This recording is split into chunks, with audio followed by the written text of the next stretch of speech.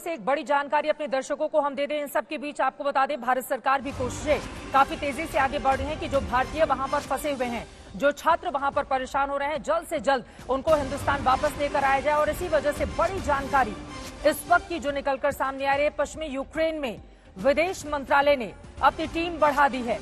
Ukraine से सटे सरहदी देशों में भी ये टीम सक्रिय हो गई है ताकि ज्यादा से ज्यादा तादाद में यूक्रेन के अलग अलग हिस्सों में जो भारतीय फंसे हुए हैं उनको जल्द से जल्द बाहर निकाला जा सके। सीधे राजेश आपका रुख करते हुए, भारतीय नागरिकों को बचाने के लिए विदेश मंत्रालय ने हेल्पलाइन नंबर भी जारी कर दिए हैं और अपनी टीमों की संख्या में भी इजाफा कर दिया है ताकि जल्द से जल्द यूक्रेन में जो भारतीय फंसे हुए हैं उनको हिंदुस्तान वतन वापसी उनकी सुरक्षित तरीके से कराई जा सके।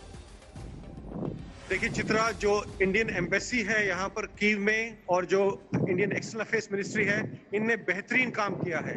इन्होंने युद्ध शुरू होने से 2 दिन पहले एक फर्म एडवाइजरी जारी कर दी थी हर हिंदुस्तानी के लिए यहाँ पे कि अगर आपका यहाँ रहना बहुत जरूरी ना हो तो आप यूक्रेन छोड़ के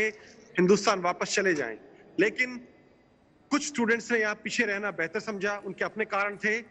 इसके बाद अभी एयर स्पेस बंद हो चुका है। काफी कोशिशों के बावजूद यहाँ कोई भी हवाई जहाज लैंड नहीं कर सकता यूक्रेन के अंदर। तो लैंड इवैक्यूएशन प्लान किया है इंडियन एम्बेसी ने, जो बहुत ही बेहतरीन तरीके से, बहुत ही सुनियोजित ढंग से वो उसको कैरी आउट कर रहे हैं, चाहे वो हंगरी के रास्ते हो, चाहे रोमानिया के रास्ते हो, चाहे पोलैंड के रास्ते हो। तो जो शहर इन सरहदों के नजदीक पड़ते हैं, वहाँ के स्टूडेंट्स को वहाँ का एक पर्टिकुलर पॉइंट दिया गया है, फोन नंबर्स दिए गए हैं ताकि वो इसको कोऑर्डिनेट कर सके और ये बहुत ही सुनियोजित ढंग से वो ये कार्रवाई को एग्जीक्यूट कर रहे हैं। चित्रा, अब यकीनन हिंदुस्तान में भी आवाजें लगातार बुलंद हो रही थी क्योंकि अब देश के हर हिस्से के जो छात्र हैं वो तकरीबन वहां पर पहुंचे हुए हैं और उनको सुरक्षित घर वापसी कराना बहुत जरूरी हो जाता है। राजेश, मैं फौरन आपके पास आऊंगी, आप भी अपने आप को पूरी तरह से सुरक्षित रखिए। सीधे विंग कमांडर सतीश शर्मा जी आपका रुख करते हुए,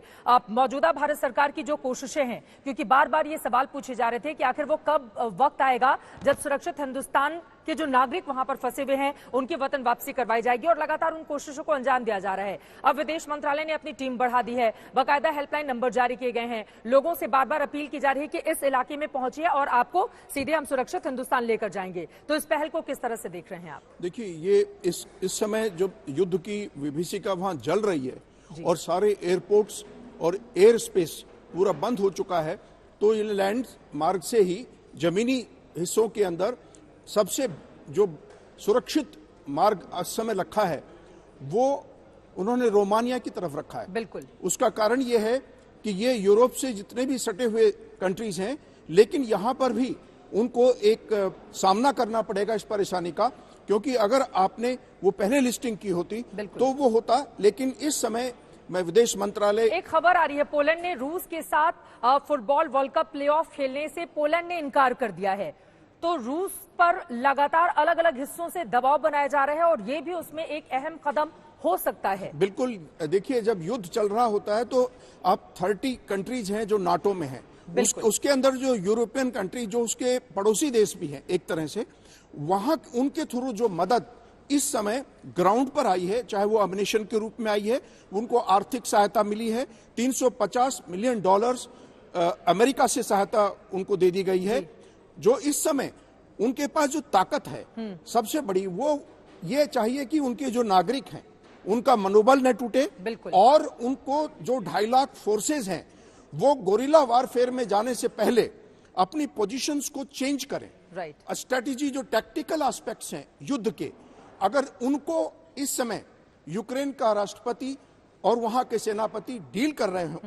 तो आप ये समझिएगा कि रशिया के लिए उतना आसान नहीं होगा, क्योंकि इस समय वर्ल्ड कम्युनिटी बिल्कुल जो अपनी तरफ से प्रेशर, चाहे वो आर्थिक प्रतिबंध है या वो दूसरे प्रकार की चीजें हैं, इस इंक्लूडिंग सैटेलाइट्स, लगातार वो कर रही हैं। वो प्रेशर इतना बना दिया गया है, लेकिन वो दबाव कितना रूस उसको एक्सेप्ट करने के लिए कितना तैयार होता है और कितना वो दरकिनार करता है, ये भी अपने आप में बड़ा सवाल है। मैं लौटूंगी साहब आपके पास जल्दी से। एक मैं मेजर जनरल रिटायर्ड जेके बंसल जी भी हमारे साथ जुड़े हुए हैं। जेके बंसल साहब, मैं सीधे आपके पास आते हुए, चूंकि मौजूदा जिस तरह से हालात बिगड़ते हुए वहां पर चले जा रहे हैं, कीव तक जब रूस की सेना पहुंची तो ये पूछा गया कि न जाने कब तक अब ये युद्ध चलेगा, कहीं ऐसा ना हो रूस कीव पर कब्जा कर ले। लेकिन राष्ट्रपति का बार बार सामने आना, अपनी सेना का मनोबल बढ़ाना और ये कहना कि आखिरी सांस तक जितने भी यूक्रेन के निवासी हैं वो लड़ाई इसको लड़ते रहेंगे, उनके इस बयान को आप किस तरह से देख रहे हैं और कितना लंबा आगे की ओर बढ़ता हुआ ये युद्ध अब यहां से जब आज तीसरा दिन है नजर आ रहा है? तो उन्होंने मनोबल बढ़ाया है और अपनी जो जनता को बोला है कि आप पेट्रोल बम बनाइए, और वो पेट्रोल बम उन्होंने बनाए भी हैं, और जो टैंक हैं तो वो टैंक के ऊपर डाल रहे हैं। और इस समय जो अभी करीब 28 कैजुअलिटीज़ हुई हैं रशिया की, और रशिया को भी ये भारी पड़ने लगा है कि बॉडी बैग जा रहे हैं उनके यहाँ, और उसको देखते हुए उनकी जनता भी उनसे सवाल पूछेगी। तो जो जिस हिसाब से वहाँ की जनता का मनोबल है, और उन्होंने हथियार उठा लिए हैं सबने, और बड़ा टफ फाइटिंग दे रहे हैं, तो ये युद्ध तो काफ़ी दिन तक चलेगा। लेकिन एक बात सुनने में ये आई है अभी कि रशिया तैयार हो गया है मिन्स्क में एक मीटिंग रखने के लिए, और जो टीम है वो जो प्रेसिडेंट पुतिन और प्रेसिडेंट जेलेंस्की की जो टीम है वो आपस में बातचीत कर रही हैं कि इनकी दोनों की मीटिंग रखा जाए। मीटिंग में सिर्फ प्रॉब्लम यही है